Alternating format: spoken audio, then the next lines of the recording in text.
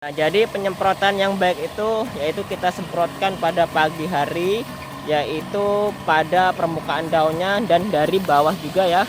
Karena di bawah itu ada hama-hama maupun penyakit yang pada bagian permukaan bawah daun. Nah, kemudian kita gunakan juga insektisida dan fungisida sebagai berikut.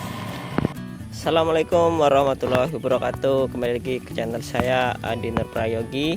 Pada kesempatan kali ini saya akan melakukan perawatan tanaman, yaitu pengaplikasian insektisida dan fungisida ya pada pertanaman alpukat saya yang ada di pembibitan kita ya. Ini merupakan alpukat Siger ya, Siger 1 yang saya tanam di sela-sela bataran sawah atau parit sawah yang saya tanam situ untuk memanfaatkan sawah di paritannya.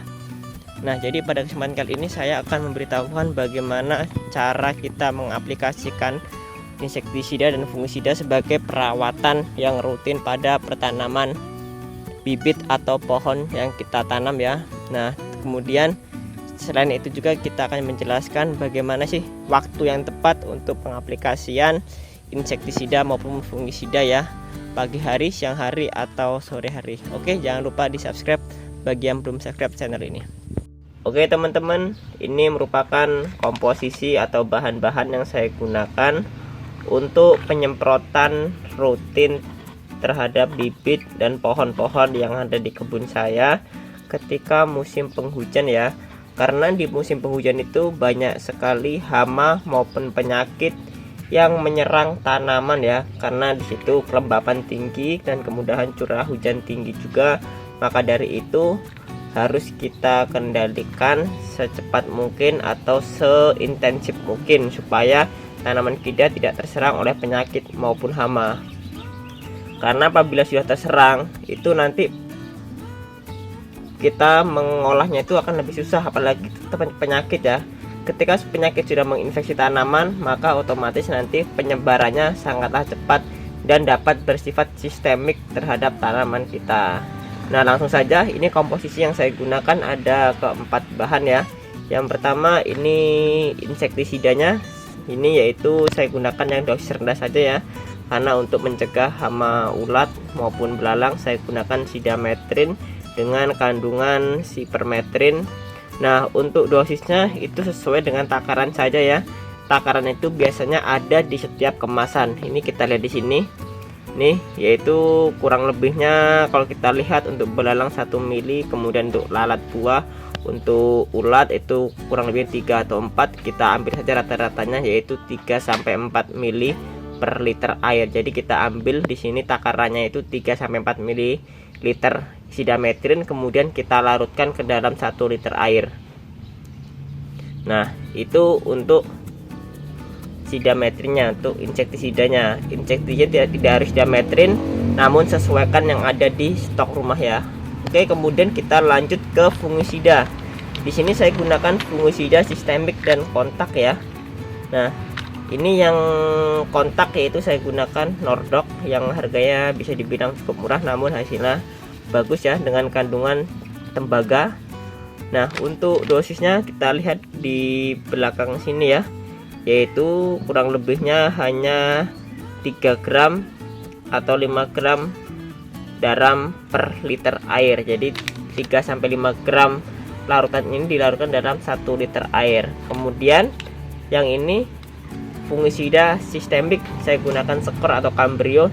Selalu saya lukir ya, saya ganti, saya rotasi antara Skor dan Cambrio, yaitu dosisnya ini sangat rendah sekali ya, hanya 0,5 mili per liter air ya.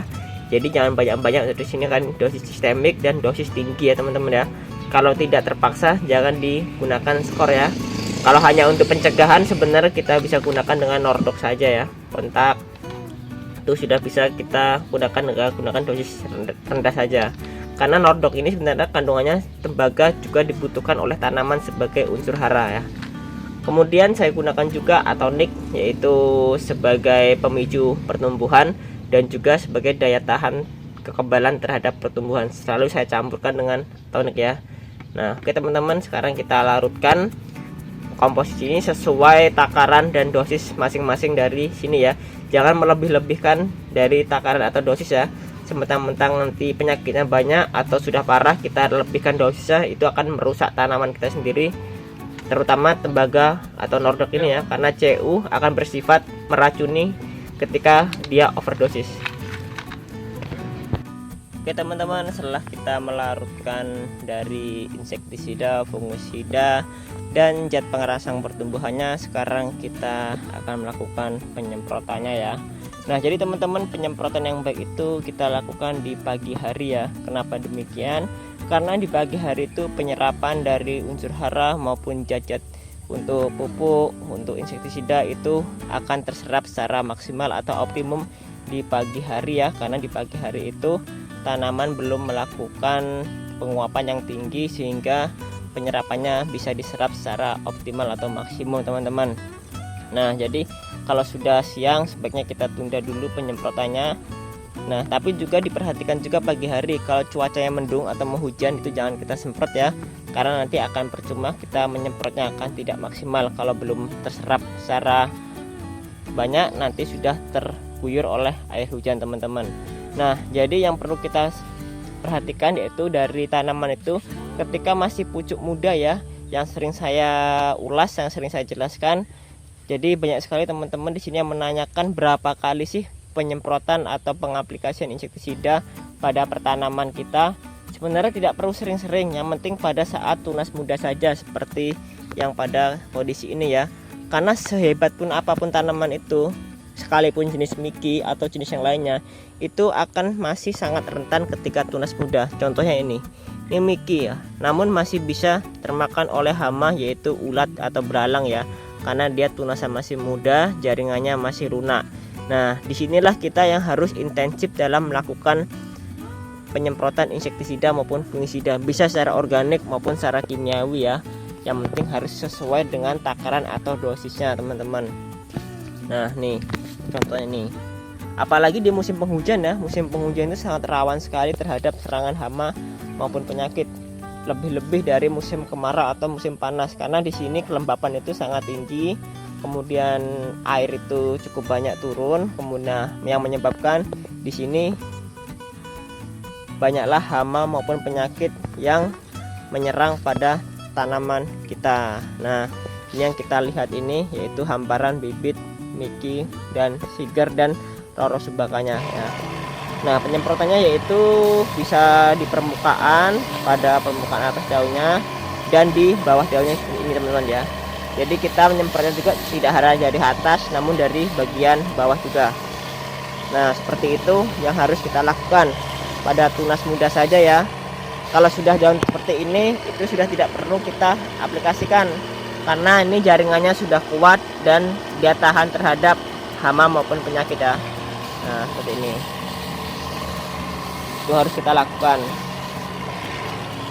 Ini apalagi masih kuncup seperti ini sangat rawan-rawannya sekali ya untuk hama maupun penyakit ya.